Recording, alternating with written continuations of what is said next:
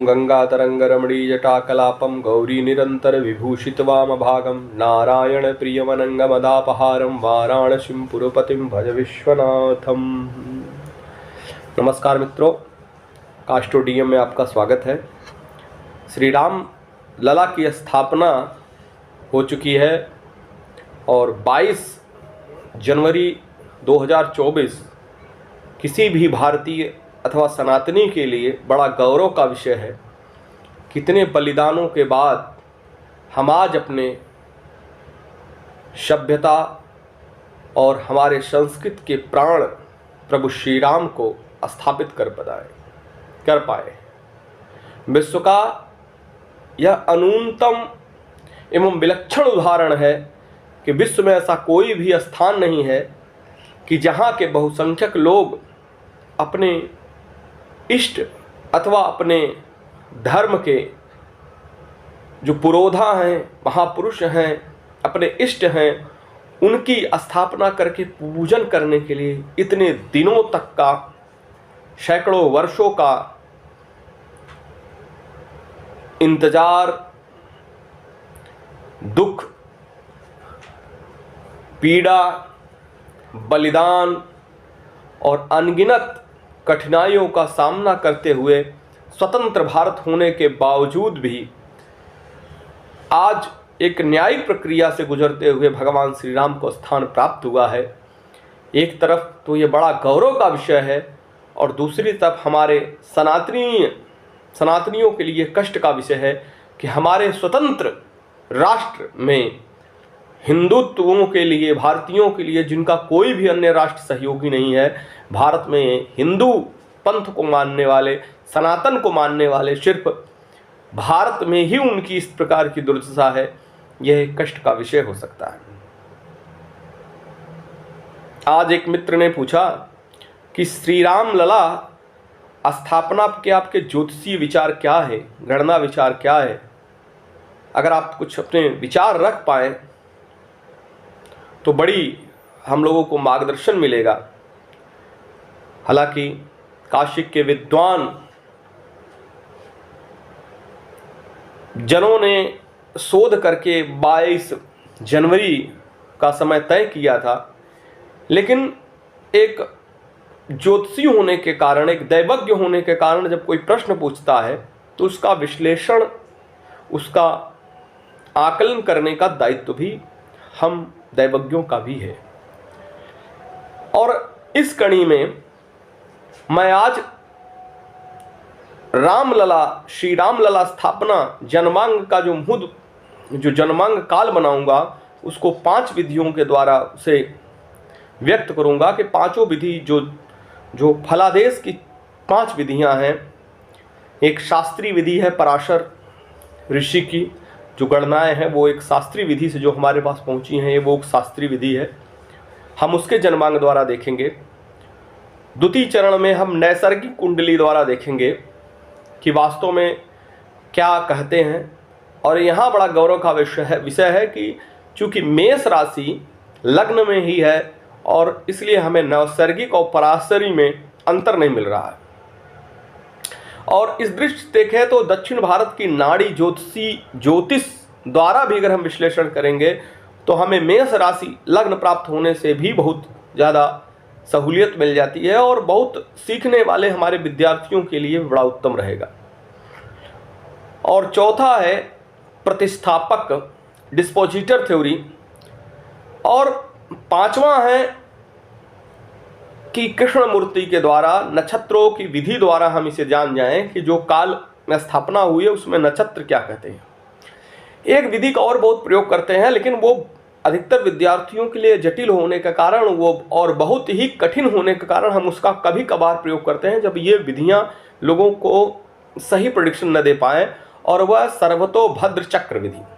सर्वतोभद्र चक्र का प्रयोग वर्तमान में काशी के जो परंपरा रही है, अब उसका बहुत कम लोग प्रयोग करते हैं। हमारे गुरु जी इसका प्रयोग करते थे और उनसे मुझे ये विधि मिली थी।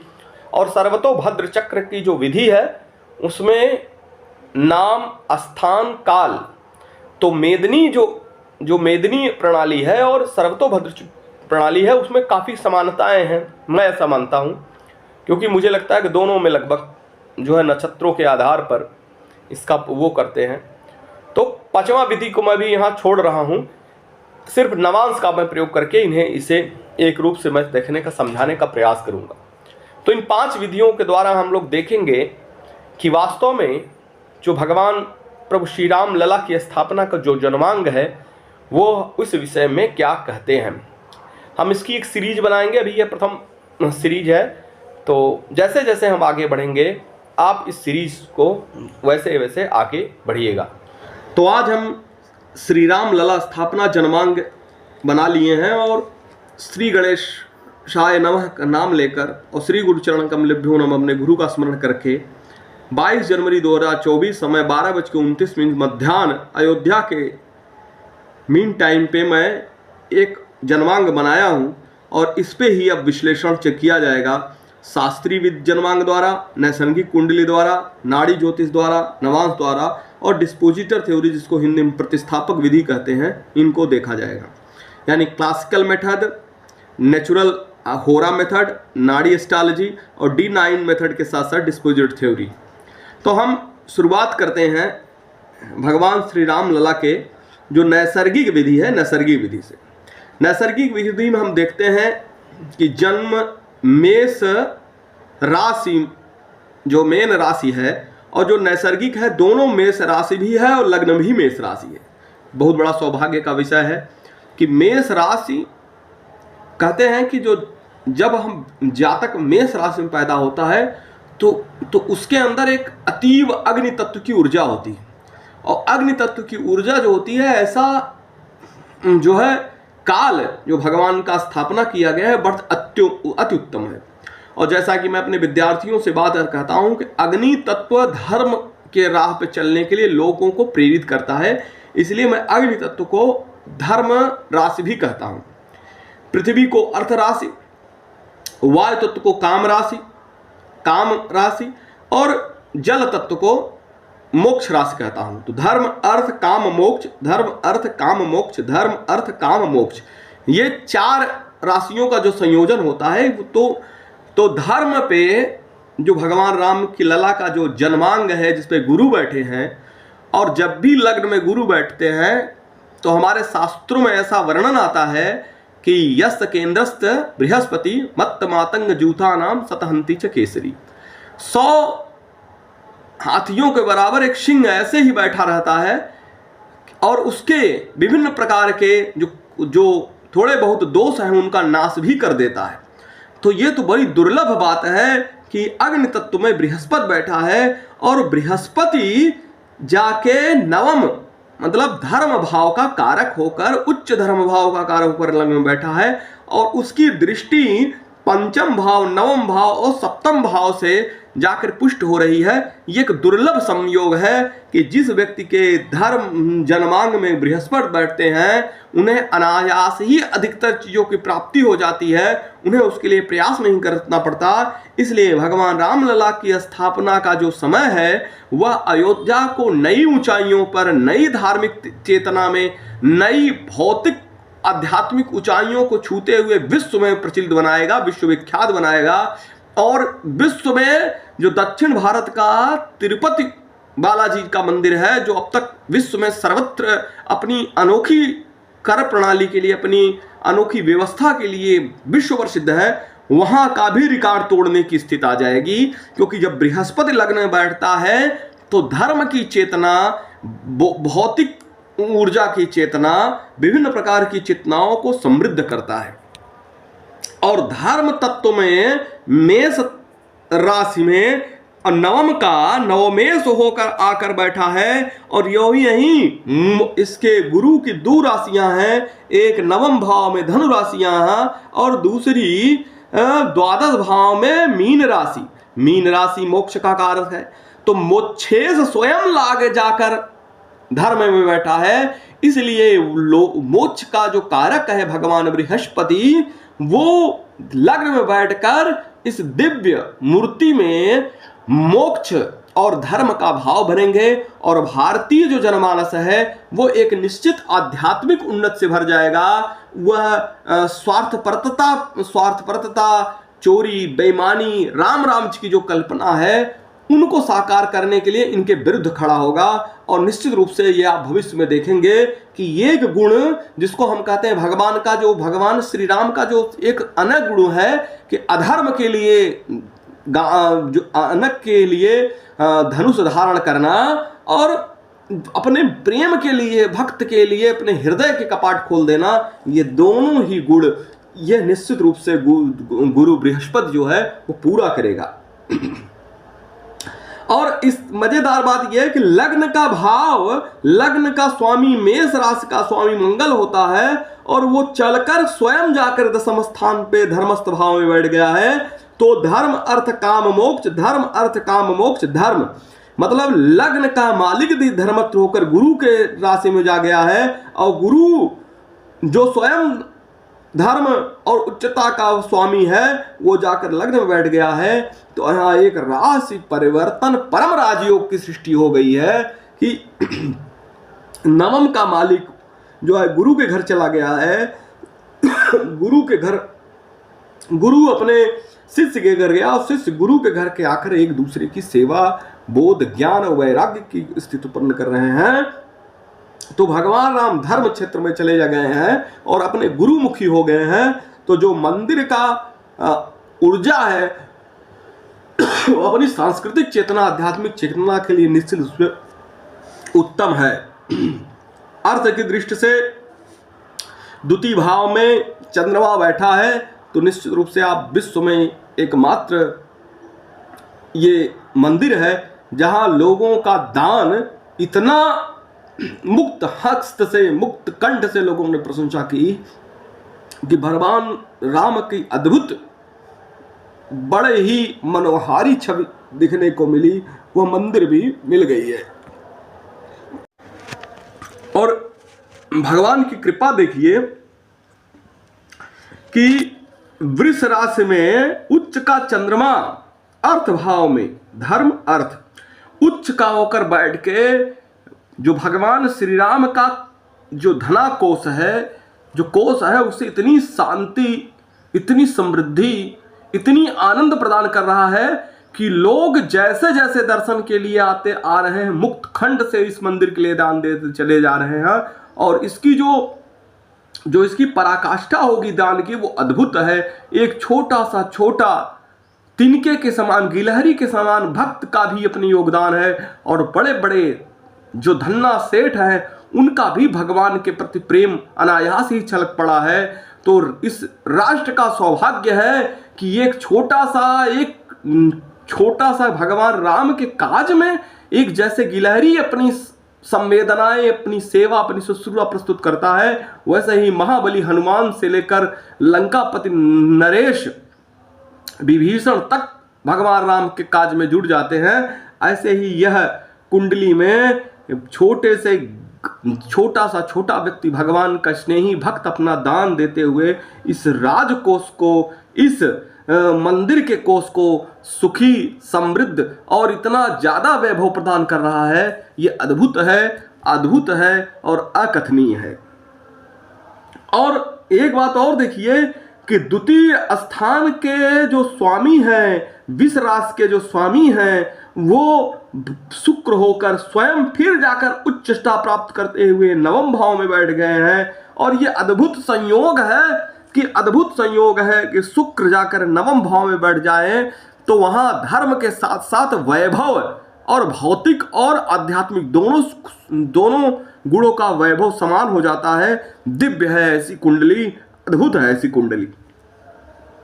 पराक्रम भाव पर शुभ ग्रहों के साथ मंगल की दृष्टि और पराक्रमेश फिर जाकर नवम स्थान में बैठ जाना, निश्चित रूप से पराक्रम सिर्फ धर्म के लिए होना है, धर्म की दृष्टि से पराक्रम होना है। इसलिए हम इसे एक ऐसी समाजवादी जो है समाज की स्थापना का भी काल देख रहे हैं जहां जनता स्वेच्छा से आगे बढ़े, अपने स्वार्थपरता को त्याग कर लोगों के बीच में आनंद की आने वाला समय जो वैदिक संस्कृत का समय था, जो सनातन के संप्रति था कि परहित सरिस धर्म नहीं भाई, पर पीड़ा सम नहीं अधमाई। ऐसा जो काल चलने वाला है, चाहे इसमें किसी भी पंथ के मानने वाले लोग हैं, वो सनातन के नज़दीक ही आएंगे। उनके प्रति जो छटपटाहट है, ये सनातन के जो विचार है, वे धीरे धीरे आध्यात्मिक ऊर्जा को देखेंगे। और ये एक रिनेसा, एक पुनर्जागरण काल है, भक्ति काल है, एक आध्यात्मिक काल है, राम राज्य का काल है। हम देखेंगे कि तृतीय मिथुन राशि जो पराक्रमेश है, वो स्वयं मिथुन का स्वामी बुध नवम भाव में अपने मित्र शुक्र के साथ बैठा हुआ है। यह अद्भुत है। यह नवम स्थान होकर जब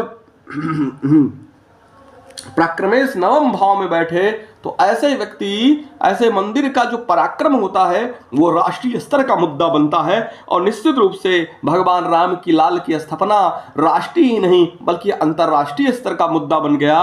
और यही नहीं, विश्व के विभिन्न प्रकार के जो समाचार पत्र हैं, विभिन्न प्रकार के जो मीडिया हैं, प्रिंट मीडिया से लेकर इलेक्ट्रॉनिक मीडिया, इस पे किसी अपने अपने विचारों को सब लोगों ने रखा। इसके लाभ और हानि पर चर्चा किया। एक तरफ इसकी खुशी मनाई, दूसरे तरफ लोगों को व्यंग भी मिला। इसका मतलब है भगवान की राम के काल में एक धोबी को बोलने की स्वतंत्रता थी, और वो स्वतंत्रता आज भी बरकरार रहेगी। और ऐसे धोबी निश्चित रूप से समाज में बाहर आएंगे जो भगवान राम के लेकर इस सनातन और इस पुनरुत्थान काल पे कमेंट पास करने से बाज नहीं आएंगे। ये उनके लिए ये कुंडली ही बता रहा है।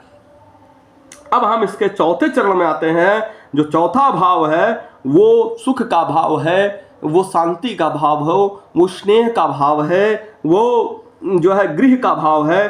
तो इस गृह पर सबसे बढ़िया है कि इस पे मंगल की दृष्टि और सूर्य की दृष्टि बनाकर चतुर्थ स्थान सूर्यवंशियों के लिए सबसे उत्तम माना जाता है। और आप अगर देखेंगे तो मंगल अपने अष्टम दृष्टि से इस भाव को देख रहा है, और फिर सूर्य अपने सप्तम दृष्टि से स्थान को देख रहा है, मंगल अपने अष्टम दृष्टि से देख रहा है।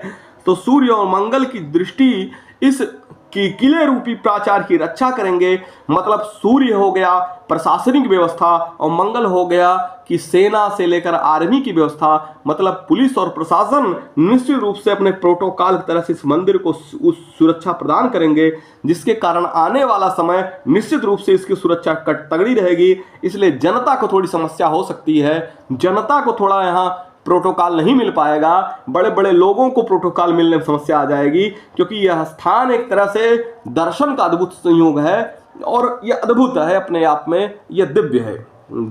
यहाँ काशी में जनता भगवान का स्पर्श कर लेती है, तो मुझे लगता है कि भगवान के चरणनंदों को छूने में निश्चित रूप से जनता को एक बार कष्ट का सामना करना पड़ेगा, उनके पांव के रज को लेने में कष्ट का सामना करने पड़ेगा।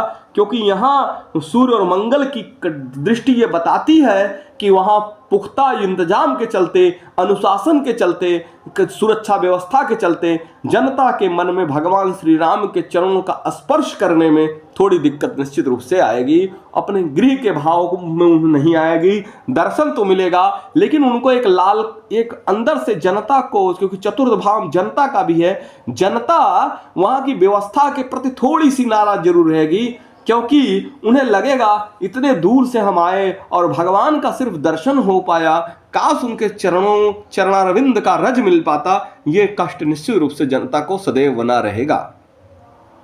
पंचम स्थान पे गुरु की दृष्टि अद्भुत संयोग दे रहा है, इसलिए जो ट्रस्ट है रामलला की स्थापना के साथ ही इस ट्रस्ट में ज्ञान, भक्ति और वैराग्य के साथ मंत्र सिद्धि, सिद्धों की स्थिति भी प्रारंभ हो गई है। और ये गुरु की दृष्टि बचा रही है कि इस मंदिर पर सिद्धों की कृपा भी रहेगी और सिद्ध सूक्ष्म रूप से यहाँ विद्यमान रहेंगे। क्योंकि शनि, हमने बार बार कहा था कि शनि जो होता है, शनि ग्रह शिव का द्योतक है और शिवलिंग का द्योतक है, और गुरु विष्णु का द्योतक है। तो गुरु और शनि, भगवान शिव और भगवान विष्णु दोनों की ही इस मंदिर के ज्ञान, वैराग्य, भक्ति पर नियंत्रण प्राप्त होगा। और निश्चित रूप से आप देखेंगे कि जो पंचम भाव मंत्र साधना का है, पंचम ज्ञान का है, पंचम भाव भक्ति का है, पंचम भाव, इस पे गुरु की दृष्टि इन सब में 4 चांद लगाएगी। और शनि की दृष्टि में निश्चित रूप से उन्हें कठोर परिश्रम से गुणना पड़ा है। इसलिए ये बता रहा है कि भक्तों को शनि की दृष्टि पड़ जाने के भक्तों का जो साधना होगी उसे कुठार की धार पे चलना होगा। वहां भक्ति सहज नहीं होगी, वहां कर्म सहज नहीं होगा। यहां भक्ति करने से पहले भगवान राम इन्हें कर्म की प्रधानता देते हैं कि जो कर्मेश है, कर्मेश शनि पंचम भाव पे दृष्टि जा रहा है। इसलिए भक्ति तो वहां जाने के बाद आने वाले समय में आप देखिएगा, मैं इसकी वार्ता कर रहा हूं, लोग वहां जाएंगे लेकिन उन्हें भक्ति का आनंद नहीं पल पाएगा, उन्हें प्रशासनिक जमला ज्यादा दिखेगा। इसलिए उन्हें भक्ति को में डूब जाने का उन्हें थोड़ा सा अवसर कम मिलेगा, क्योंकि शनि कह रहा है कि भगवान राम की तरह मर्यादा पुरुषोत्तम बनिए, कर्म प्रिय बनिए, आपके कर्म धर्म युक्त बने। इसलिए धर्मेश और कर्मेश दोनों की दृष्टि धर्म कर्म योग बना रहा है, और यह अपने आप में अद्भुत है, अद्भुत है, अद्भुत है।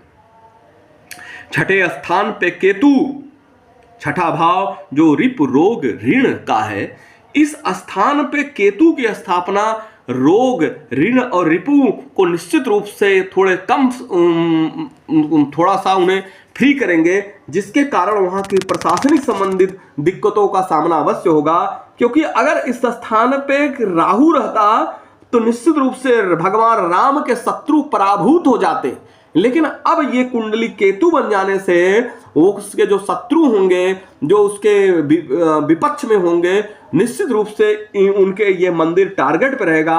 और शत्रु, आतंकवादी, जो है सनातन के विधर्मी, निश्चित रूप से इसको हमेशा अस्थिर करने का प्रयास करेंगे, क्योंकि केतु ये बता रहा है कि उनके नाश होने का समय 100% पूरी तरह से नहीं आया है।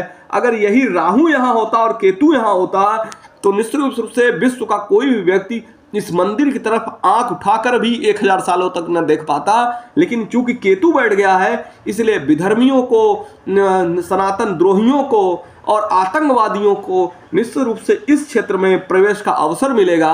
और आने वाले भविष्य में निश्चित रूप से आप देखिएगा, इसमें थोड़ी सी आप लोगों को सुरक्षा से लेकर समस्याओं का सामना करना पड़ेगा। ये कुंडली बता रही है, इसे मैं नहीं बता रहा हूं, स्वयं आप देखिएगा। और जो रोग शत्रु का कारण है वो भी नवम स्थान उच्च का है, इसलिए इसके विरोधी भी श्रेष्ठ होंगे। इसके जनता तो बेचारी कर्म प्रिय होगी, कर्म प्रिय होगी, जनता तो आनंद से विभोर है। इसमें इसकी दृष्टि बड़े बड़े राजनीतिक से लेकर बड़े बड़े लोग, इसको जिनकी दृष्टि में यह मंदिर भा नहीं रहा है, आप देख सकते हैं कि राजनीतिक स्तर पर इसकी कितनी बयानबाजियां हो रही हैं। किसी बड़े लोगों को, जो बड़े प्रतिष्ठित लोग हैं, उनको यह मंदिर की जो भावभंगिमा है वो गुप्त रूप से शत्रुता करेंगे, क्योंकि जाकर रोगेश रिपुर का स्वामी उच्च स्थान पे नवमस्त बैठा है। और धर्म को, वो लोग धर्म को जानते हुए भी हल्का सा ऋण वो उस पर घृणा करेंगे। उन्हें धर्म के मूल तत्व को जानकारी नहीं है, इसलिए कुछ लोग इसे साकार और निराकार को लेकर, कुछ लोग इसे सनातन और इस्लाम को लेकर, कुछ लोग ईसाई और क्रिश्चियनिटी के विरोध में देखेंगे। इसलिए भगवान राम की जो मूल गुण है कि परहित सरिस धर्म नहीं माई, पर पीड़ा सब नहीं अधमाई, वो वाला भाव अभी नहीं मिल पाएगा। और निश्चित रूप से जो विधर्मी हैं इसके प्रति संशंकित रहेंगे और विद्रोहियों से लेकर आतंकवादियों को सपोर्ट करेंगे, क्योंकि आप ये कुंडली ही बता रहा है कि ऐसी स्थिति बनी रहेगी।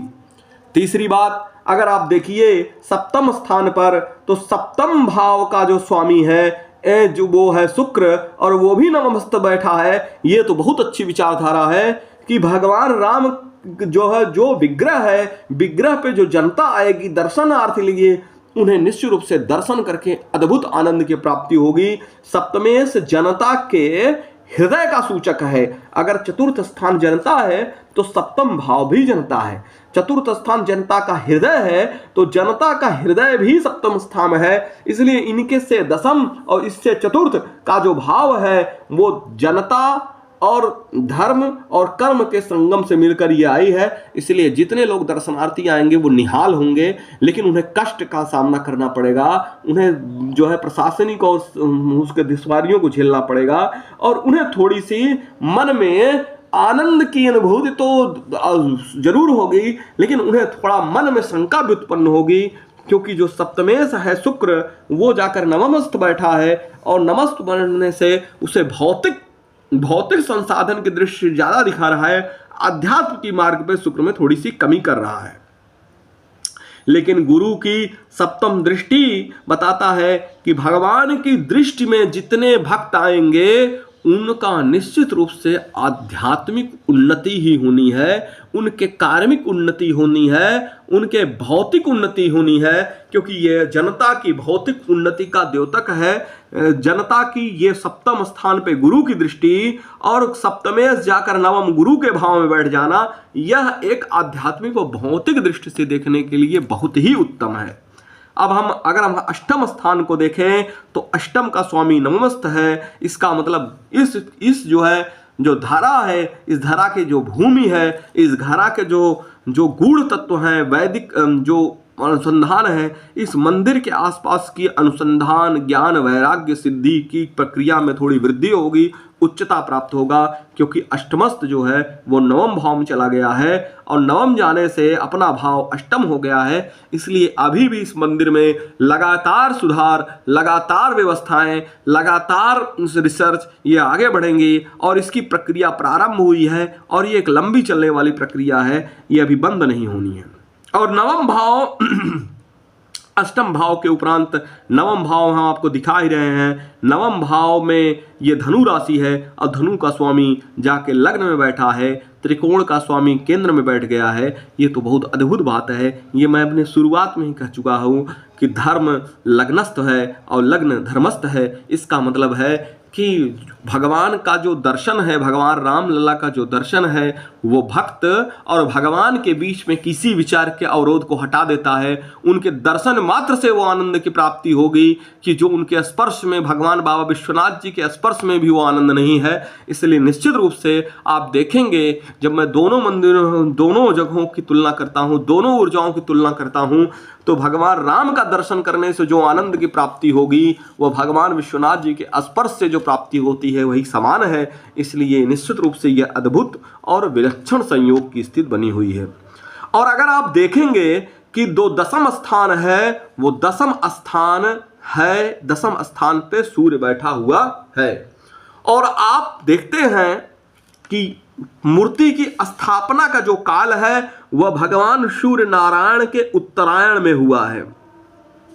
और आप जानते हैं कि उत्तरायण में सूर्य भगवान मकर राशि में प्रवेश करते हैं। इसका क्या अर्थ है? सूर्य राजा का प्रतीक है, और राजा अपने दसम स्थान मतलब राज्य के राज्य कर्म पे जाता है, अपनी जनता के बीच में जाता है। जब राजा अपना सिंहासन त्यागता है, राजा अपना वैभव त्यागता है, राजा अपना निवास त्यागता है और जनता के बीच में जाता है, तो उस समय सूर्य नीच के न होकर वह शनि के राशि में पहुंच जाते हैं, जनता के बीच में चले जाते हैं, वो जनता के बीच में रहते हैं, जनता के बीच में जीते हैं। और अगर आपने बाहुबली फिल्म देखी होगी तो उसमें एक स्थान आता है कि जब पहले के राजाओं की गुण था कि वो कहते हैं राजाओं को कि अब जो है सूर्य मकर राशि में प्रवेश करता है, अब तुम सिंहासन छोड़ो और गुप्त रूप से जनता के बीच में जाओ, जनता के दुख, जनता के सुख, जनता की दुश्वारियां समझने का प्रयास करो। तो भगवान जो सूर्य है, जो भगवान भास्कर है, वो इस समय मकरस्थ स्थिति में है। उत्तरायण होने के कारण ये जनता का भाव है, तो भगवान रामलला जनता के बीच के द्वारा पूजे जाएंगे, वो जनता के रामलला रहेंगे। आने वाला समय में मंत्री मिनिस्ट्री से लेकर जो विभिन्न प्रकार की पार्टियां हैं वो इस राम मंदिर के दायित्वों से दूर हटेंगी और जनता को सौंपते हुए इस पे इत्श्री मानेंगी। यह एक बड़ा अद्भुत संयोग है कि उस भक्ति के दबाव से पार्टियां उसका श्रेय लेने के लिए बिल्कुल तैयार नहीं होंगी, बल्कि उसे जनता को सुपुर्द कर देंगी। और आज भी आप देखिएगा कि जब ये कुंडली मैं बनाऊंगा इसको कुछ समय बाद ही आप देखिएगा बीजेपी इसका अहंकार भी भरना छोड़ देगी कि हम लोगों ने सहयोग करके जो है राम मंदिर बनाया, बल्कि वो उस सभी पार्टियां कहेंगी कि ये जनता का जो दरबार है, भगवान राम जनता के हैं, भगवान राम अपनी प्रजा के हैं। और निश्चित रूप से जो सूर्य यहाँ इस गृह में आया है, ये बता रहा है कि जो भगवान राम का जो दायित्व, जो सूर्यवंशी हैं, वो निश्चित रूप से जनता के बीच में, प्रजा के बीच चले गए हैं। इसलिए उल्लास जितना शासकों ने नहीं मनाया, उससे ज़्यादा उल्लास उतनी दीपावली हमारी प्रजा ने बनाया है, उतनी प्रजा को आनंदित दिया है। और दशमेश जाकर लाभ स्थान में वह शनि लाभस्थ होकर स्वराशिस्थ बैठा है, यह अद्भुत है। और इसके कारण जो प्रजा है वो स्वयं ही दान देने के लिए, स्वयं ही सेवा देने के लिए, छोटे से छोटे तबका का किस्म का आदमी, कर्मचारी भी भगवान राम के प्रति इतना स्नेह रखता है कि जो इसके विरोधी प्रजा है वो भी भगवान की राम के दर्शन के बाद उन्हें इसके अद्भुत आध्यात्मिक उन्नति का, अद्भुत आध्यात्मिक संकेत का पाठ प्रशस्त होगा और जनता भगवान राम के लिए सिर झुकाएगी। और आप देख लीजिएगा कि जो जनता भगवान राम से कटी हुई है वो भी उनके दर्शन के लिए जाएंगी और अंत में देखकर उनकी प्रशंसा करेगी। और जिन लोगों ने, चाहे वो उद्योगपति हो, चाहे राजनीतिक नेता हो, चाहे वो न्यायिक व्यवस्था हो, चाहे वो किसी की भी व्यवस्था हो, जनता को धन्यवाद देंगी कि प्रभु राम के मंदिर के लिए जिन्होंने सहयोग किया है उनका कोटि कोटि धन्यवाद है। इसलिए दशमेश का स्वामी लाभ स्थान में, और लाभ के स्थान में तो प्रजा बलवान है और प्रजा का कारक शनि उच्च स्थिति में बैठा है और लाभ स्थान में होकर वह 1 2 3 अब लग्न को देख रहा है। इसलिए मैं बार बार कहता हूं कि जो पूरी कुंडली है वह धर्म और कर्म योग बना के रखी है और धर्म कर्म योग के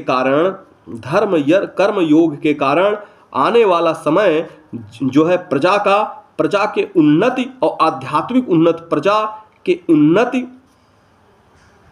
और आध्यात्मिक वैभव का काल होगा एवं आध्यात्मिक वैभव का काल होगा और इसी में जनता आनंद लेते हुए वैभव काल होगा। और इसको पुनर्जागरण काल कह सकते हैं। इसे जो है इसे सनातन का पुनर्जागरण काल भी कह सकते हैं। सनातन का पुनर्जागरण काल,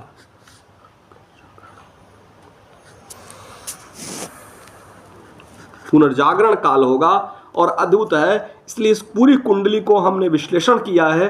आज हमने सिर्फ शास्त्रीय जन्मांग द्वारा इसका विश्लेषण का प्रयास किया है। अब हम इसके दूसरे सीरीज में चलेंगे तो हम इसके दूसरे नाड़ी ज्योतिष के आधार पे, प्रतिस्थापक विधि के आधार पे, कृष्णमूर्ति के आधार पे और फिर उसके बाद नवांश के द्वारा इसके भविष्य के विषय में चर्चा करेंगे। धन्यवाद।